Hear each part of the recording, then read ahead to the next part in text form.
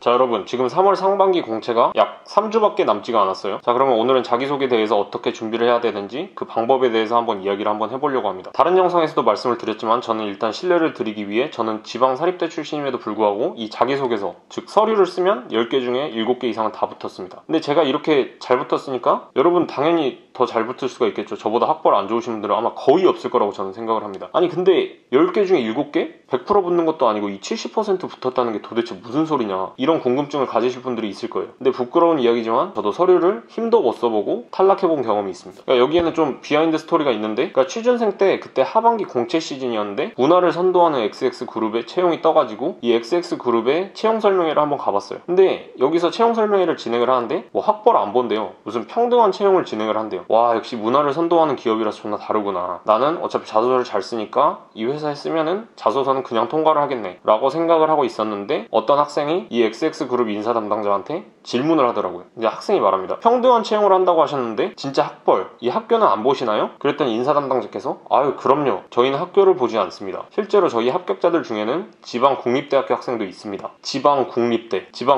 그러니까 이 말 자체가 지방국립대학교는 커트라인인 거 아닙니까? 그러니까 앞에서 말씀드렸다시피 저는 지방사립대학교 출신이죠. 그러니까 아니나 다를까 썼는데 바로 탈락했죠. 근데 사실 여기가 이제 평등하지 못하다, 학교 안 본다고 했다, 뭐 이런 말을 했어도 전혀 원망을 하지 않습니다. 뭐 어쩌겠어요. 내가 공부를 안 해가지고 지방사립대 갔는데. 그러니까 여기서 이런 피해의식 자체를 가지면 안 돼요. 이런 피해의식 갖는 순간 좌정입니다. 그러니까 서론이 길었고 본격적으로 자기소개서를 어떻게 준비를 해야 되는지 그 방법에 대해서 한번 이야기를 해봅시다. 그러니까 12월 말부터 방학을 맞이해서 아니면 4학년 2학기를 끝내고 졸업을 앞둔 시점에서 스펙, 자소서, 인적성, 무슨 실무면접, 임원면접 뭐 이렇게 다양한 프로세스에 대해서 아마 준비를 하고 계실 겁니다. 그러니까 저는 사실 인적성부터 뭐 면접, 뭐 실무면접, 임원면접, 인적성 뭐 이런 거 다 중요하다고 생각을 하는데, 저는 이 자소서가 비교도 안 될 만큼 중요하다고 생각합니다. 사실 당연한 거죠. 이 자소서를 통과를 못하면 면접이고 나발이고 없죠. 그리고 이 자소서는 면접 가서도 분명히 합격 당락에 여부를 줍니다. 그러면 한번 이야기해봅시다. 이 동영상을 보고 계신 아마 많은 분들이 비슷한 자소서 항목이면 컨트롤 C, 컨트롤 V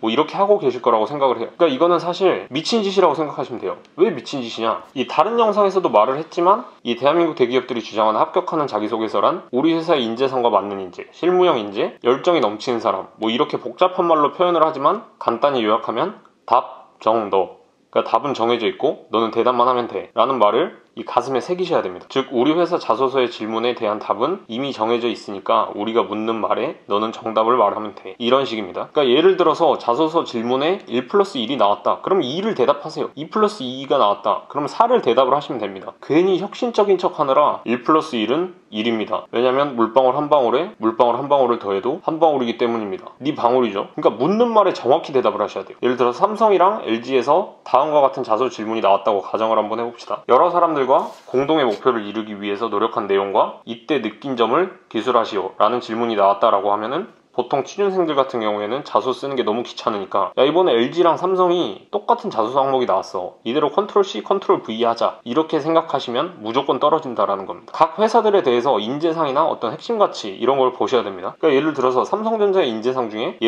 삼성전자의 인재상 중에 리더십이 있고 LG전자의 인재상 중에 화합 능력이 있다라고 가정을 해봅시다. 이 같은 질문이 나오더라도 삼성 자소서에는 나는 대학생 때 SS 프로젝트를 진행할 때 나의 존나 멋진 리더십 때문에 우리 프로젝트를 최우수상으로 만들 수가 있었습니다 라고 쓰셔야 되고, 그럼 LG 자소서에는 대학생 때 나는 XX 프로젝트를 진행할 때 나의 화합 능력으로 팀원들을 하나로 만들어서 이 프로젝트의 최우수상을 받을 수가 있었다 라고 쓰셔야 됩니다. 아니 지금 뭐가 다르냐 그게 하시는 분들도 있겠지만, 여기서 가장 중요한 핵심 요소는 프로젝트의 최우수상이 아니에요. 이 프로젝트를 최우수상으로 끌고 가기 위해서 필요했던 게 너한테는 리더십이냐 너한테는 화합 능력이냐, 이거를 보여주는 겁니다. 마음에 좀 와 닿으세요? 만약에 내가 리더십은 있는데 화합 능력은 좀 부족해요. 그렇다고 하더라도 LG에 가고 싶으면 화합 능력을 쓰셔야 돼요. 아니면 나는 리더십이 없고 화합 능력만 있어요. 그럼 이 화합 능력을 삼성에 가고 싶으면 리더십으로 바꿔서 쓸 줄 아셔야 됩니다. 그 연습을 하셔야 돼요. 그게 지금 여러분들이 자소서에서 연습하셔야 될 점입니다. 좀 잘 와 닿으십니까? 그러니까 이 점을 확실히 이해하시면 아마 탈락하는 게 거의 없으실 거라고 보시면 됩니다. 됐죠? 이 영상을 보시고 내가 자소서를 연습을 하고 있거나 이런 자소서 항목은 난 진짜 도저히 못 쓰겠다 라고 하시는 분들은 댓글을 남겨주세요. 영상 봐주셔서 감사합니다.